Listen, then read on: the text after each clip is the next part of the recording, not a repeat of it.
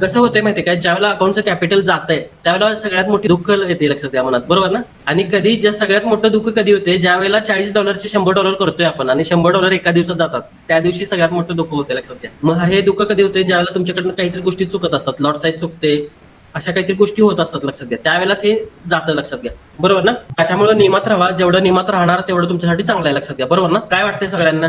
I hope so की असं कधी ना हो आमच्यासोबत, भले आम्ही प्रॅक्टिस करू. नाही, तुम्ही स्वतःच्या माइंडसेटला जोपर्यंत कंट्रोल करत नाही तोपर्यंत या जगात काही तुम्ही करू शकत नाही लक्षात घ्या, बरोबर आहे काय. मी किती जरी तुमच्या समोर जरी ओरडलो तरी तुम्ही काही करू शकत नाही. तुमच्याकडे सायकोलॉजी आणि मनी मॅनेजमेंट हे तुमच्या स्वतःच्या स्किलवर डेव्हलप करायचं असतं लक्षात घ्या, बरोबर ना. फक्त मी तुम्हाला शिकवायचं काम करायला लागलोय. समुद्रात पोहायचं कोणाला आहे? आम्हाला. बरोबर ना. लाटा फेस कोणाला करायचे? आम्हालाच. तुम्हाला, बरोबर ना. कोणती वेव कशी यायला लागल्या, एक वेव जर मोठी आली तर तुम्ही काय होणार, नाकात पाणी जाणार ना तुमच्या.